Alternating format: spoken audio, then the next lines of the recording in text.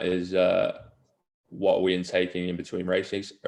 So just have a lot of like sports gels, like the SIS gels, that sort of stuff. Making sure we're having a recovery drink post racing, which is predominantly carb based. Again, that the SIS recovery stuff is pretty good and is generally what's recommended. And then it's kind of just an eating competition. It's a week, so windsurfing events are a week long. You do 3 races a day. You're out on the water for anywhere between sort of 4 and 6 hours. So and after a week, you can be pretty dead. It's almost impossible to stay in calorie neutral. I pretty much always find that I'm losing calories by the end of the week. So it's just kind of eat as much as humanly possible. Okay. Do you eat anything sort of like during a race? Do you have any like eat or drink anything? So the races are about. It depends. So the format's changed a little bit recently. We've started to shorten the races up. When I was competing about 2 years ago, it was about 40-minute races. And yeah, in between every race, we'd have something to eat. So we have a coach boat on the water.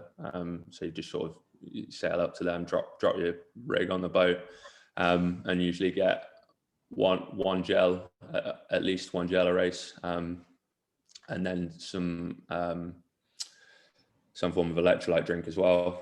So usually, again, the SIS is what's recommended for British sailing team. So that's what they give us.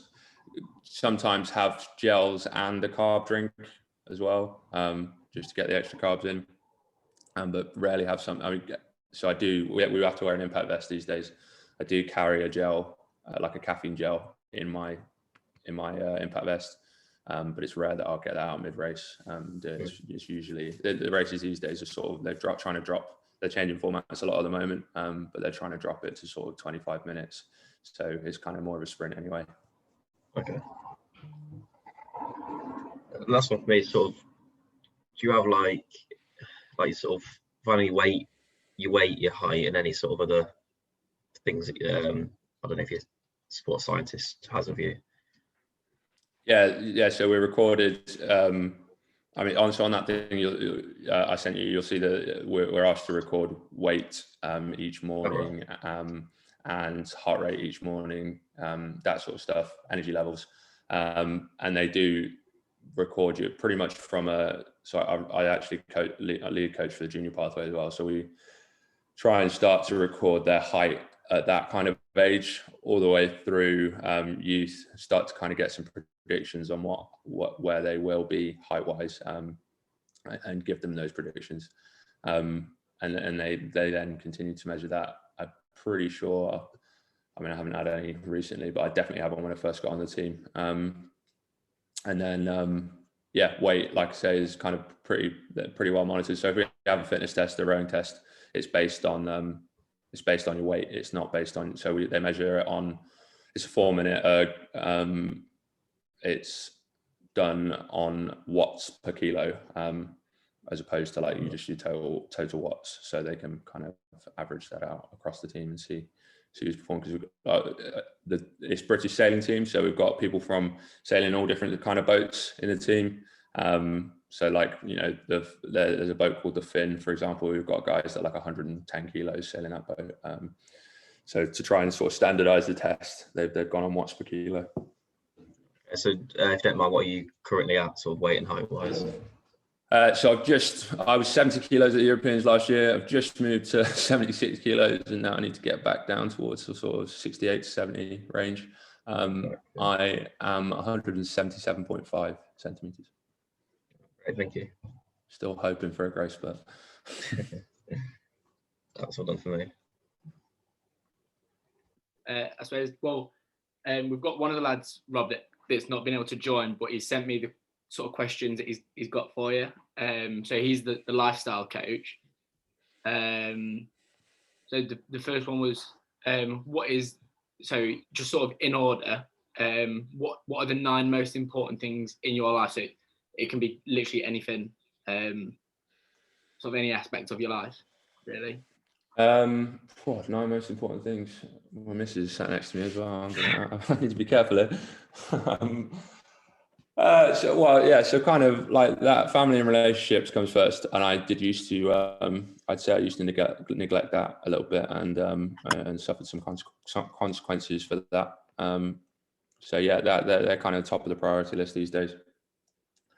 So then number two is being, I'm a huge health freak these days, which again, I didn't used to be.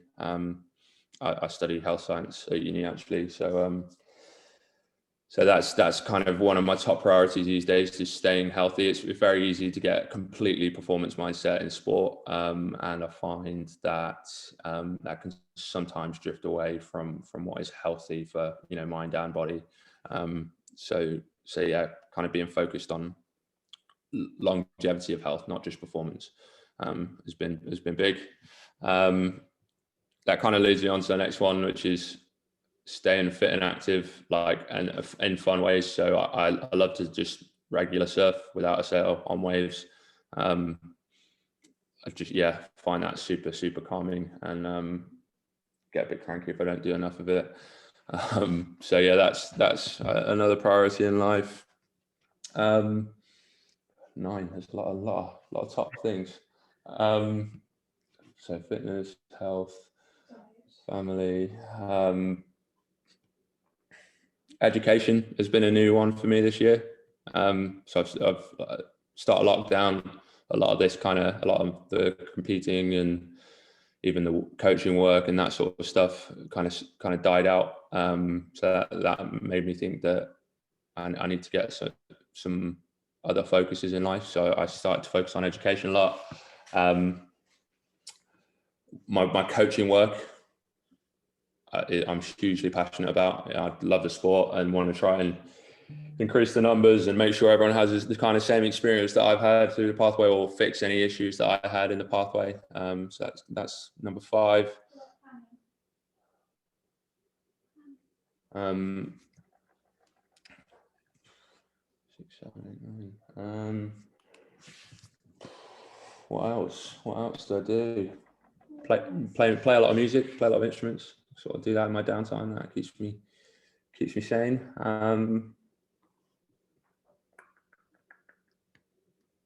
Don't know if I can give you much more. What?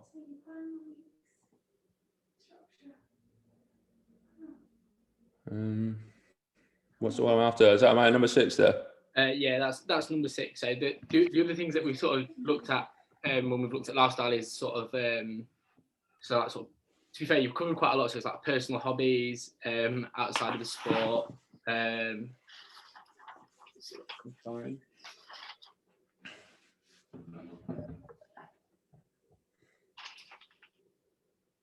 I don't know if any of the other lads have got any. Yeah, I've got the notes on it. No. So the 9 ones that they tend to, that our lecturer was telling us was, so performing, competing, obviously family, friends, training, nutrition, which you covered, education, which you covered. Yeah, sort of like the next step. I guess. That. So I guess you get. Well, I didn't really chat about competition and training, but they're like well at the top of that as well. Next step, yeah. I mean, that's kind of where the education stuff has come in, but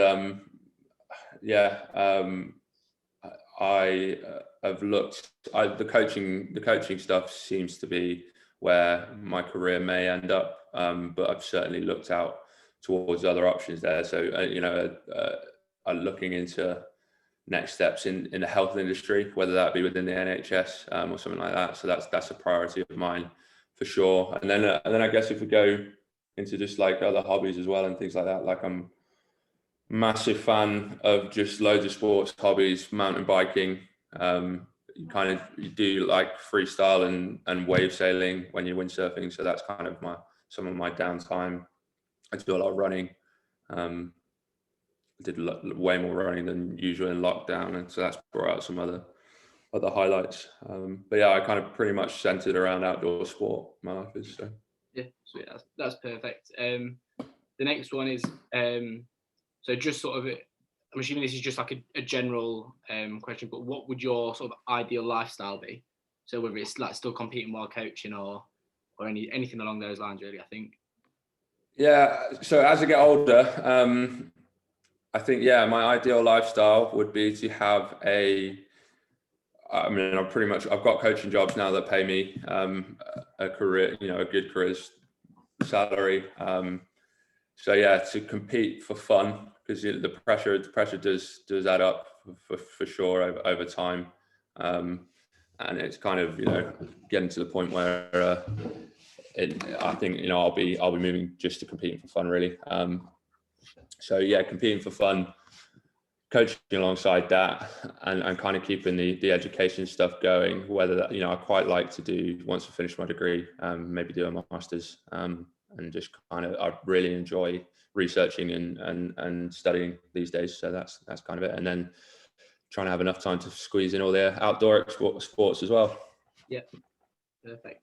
Yeah, then the last one he had was, so if you could never have anything to do with windsurfing again, where would you go from there, or what route would you take?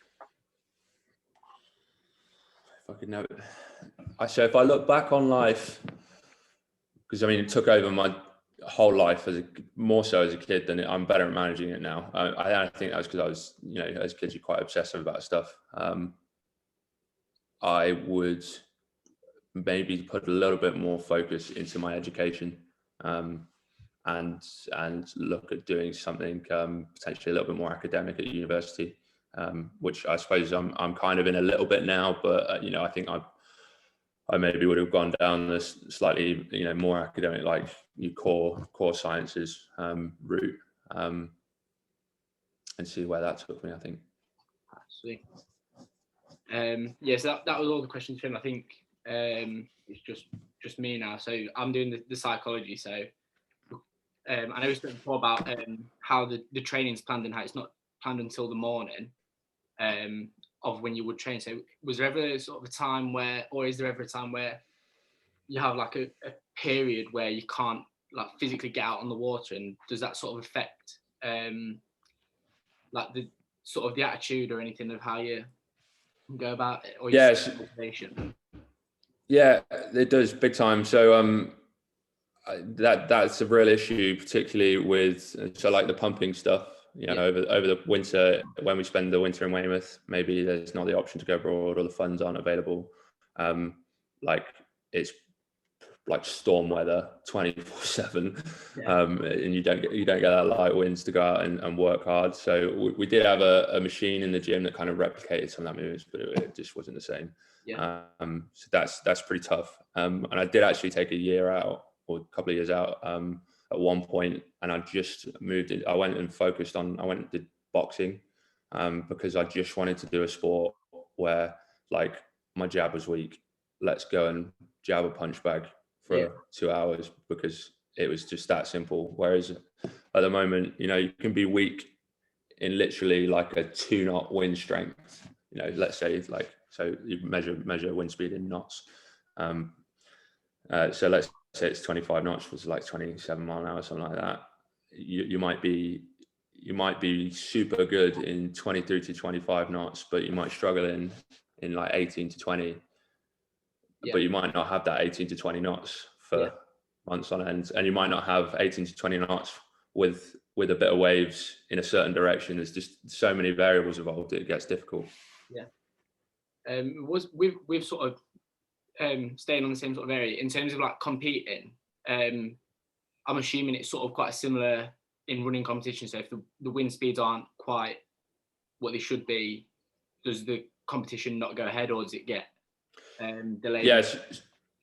So that's why they go for like kind of 5 to 7 day events. So that they generally plan like a rest day in there somewhere. Some of them don't. Some of them just say we're just going to race every day.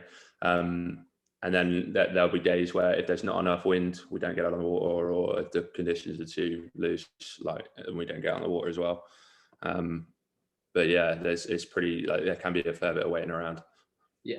So with it, obviously, with yourself, being from Skeg, did you train in Skeg when you were younger, or did you? Yeah, so I started off training at a place called Rutland Water, which is like an hour and a half away. Just because it's a lake, so it's a little bit safer. Obviously, you know, if something breaks or something goes wrong, you wash up on a shoreline somewhere pretty close. And then moved to a place called Covenham. Moved my training base to a place called Covenham, which is again just a big kind of reservoir. Once I got to kind of national squad level, which was under 15, so I was about 13 or 14, and I was sailing comfortably in some bigger conditions.